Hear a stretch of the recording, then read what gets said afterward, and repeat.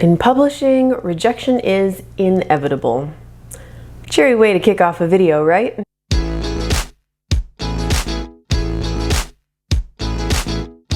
Hey guys, I'm Michelle. Welcome back to my channel. If writing workshops and traditional publishing talk are your thing, please consider subscribing. While talking about rejection is always kind of a bummer, the fact that you're the type of writer who watches videos trying to learn how to become a better writer and how to get published means you are already light years ahead of most people who are in the query trenches. And besides, you know this, but all it takes is one yes. 12 publishers rejected Harry Potter and missed out on ushering in the greatest children's literature phenomenon of all time. Stephen King racked up 30 rejections for Carrie before Doubleday signed on the man who would go on to become a household name in horror. 26 editors rejected Madeline L'Engle's A Wrinkle in Time, a novel that ended up winning the Newbery Medal, the Sequoia Book Award, and the Lewis Carroll Shelf Award, and is still a beloved classic decades after it was published. Not to mention a movie starring Oprah. And editors aren't even the first barrier on the road to publication. I racked up somewhere between 100 and 200 rejections from agents on the first novel that I tried to query. Once I signed with an agent for my second novel, I scored nearly 20 rejections from editors before throwing the towel in on that project and starting on a third book.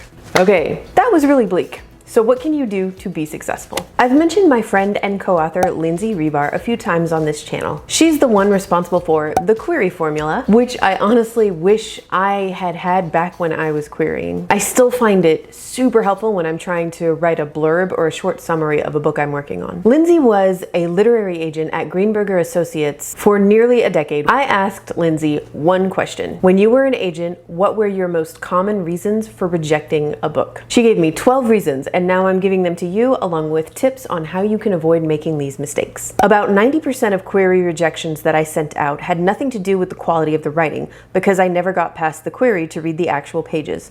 For example, the query states the book is in a genre I don't work in.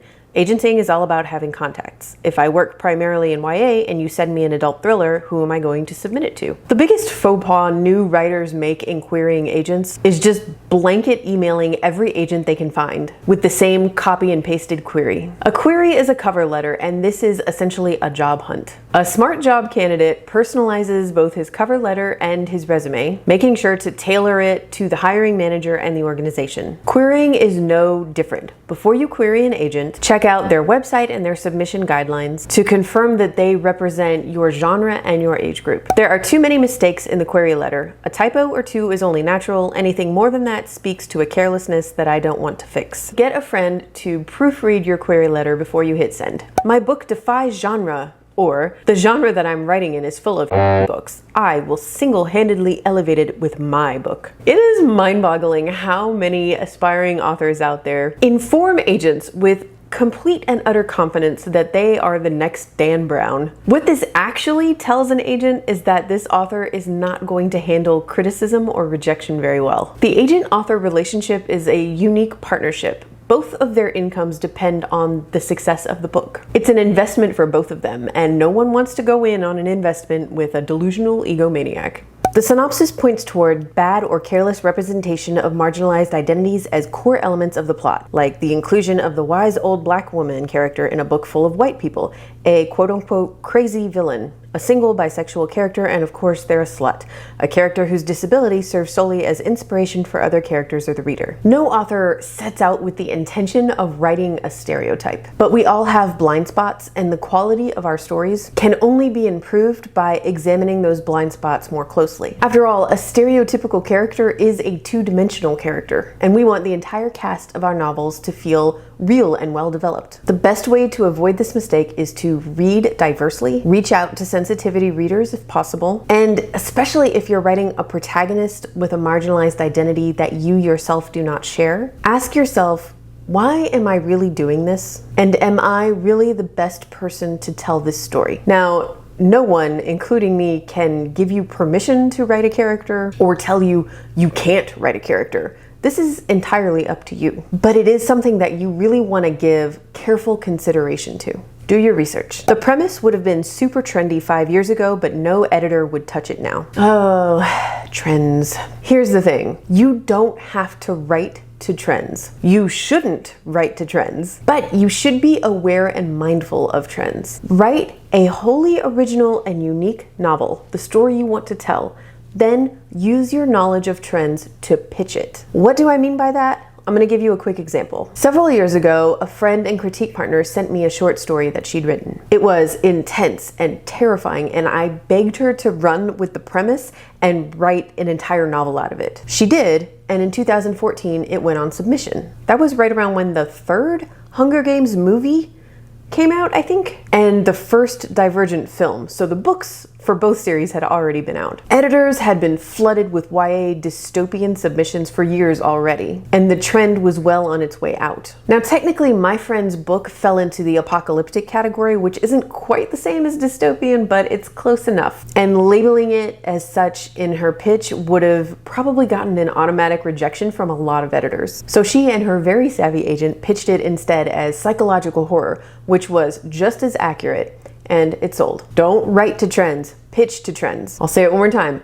Write the book you want to write, and then use your knowledge of trends and what's hot and what's not to pitch it. There are characters or tropes that I personally find off-putting, and this is a personal thing, not a reflection on the book.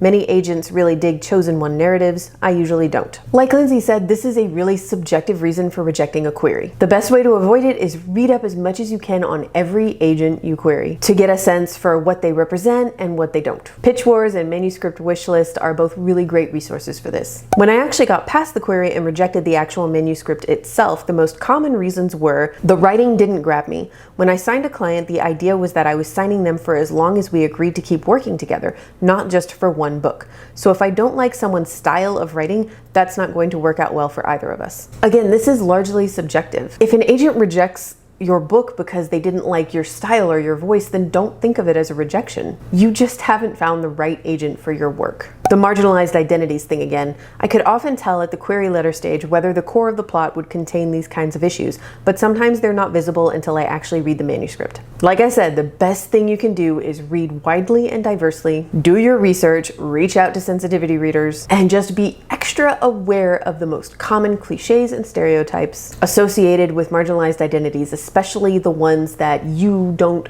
identify with yourself. The main character and the love interest were the only characters with any depth. Flat side characters are usually an automatic no-no. If you're worried about a two-dimensional side character, I recommend the exercise I gave back in this video. To sum it up, write a scene that will never appear in your novel, but which does take place sometime between the first and the last chapter. And write this scene from the point of view of the side character in question. You'll learn a lot more about the character by experiencing the story from their eyes than you will by just filling out character sheets. I can tell the writer is only writing this genre or subgenre because it's trendy. There's nothing wrong with writing to a trend if that's your bag, but you have to make me believe that you love your plot and characters. If you're bored writing a thing, your readers and I will usually be able to tell. Write the book you want to read. Seriously, take it from me. I spent 2 years stuck in this trap. I was so focused on trying to write something that would sell, I stopped writing things that I cared about. Write the book you want to write, then use trends to pitch it. Messy plots can often be fixed, but we're counting on you to unlearn messy writing.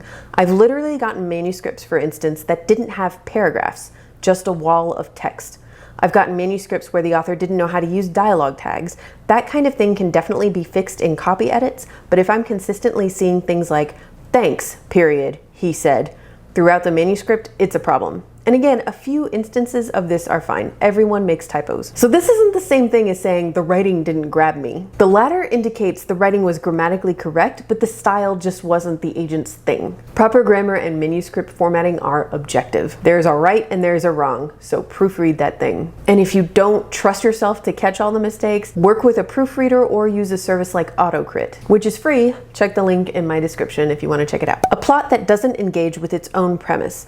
Like if you have a world where everything is the same as our world except that people can see ghosts, and people seeing ghosts isn't an integral part of your plot, then why did you create a world where people can see ghosts? If the answer is wait until book 2 to find out, then you're doing it wrong. No one's going to pick up book 2 if book 1 isn't interesting. This one cracks me up because I have also been guilty of doing this in the past. And it sounds like such a no-brainer. Of course the plot's going to engage with the premise. The premise is the whole reason we're writing this story. But sometimes the plot gets away from you, or just it doesn't turn into exactly what you thought it was going to be. It might not fit your premise anymore. My tip, this is where writing that one sentence summary can come in handy again. The one sentence summary is your premise. It's the core. It's the heart of your story. Refer back to it regularly as you plot and draft, and you won't run into this problem. If you're working on a query letter, check out the description for a link to my new free downloadable guide, The Query Formula. It includes that query formula plus all of these tips and more. It's a step-by-step guide to help you write the perfect pitch for your book. That's it for this episode. Thank you guys so much for watching, and hey, if you have any requests for video topics, whether it's about writing craft or publishing advice, please let me know in the comments. I would love to make a video just for you.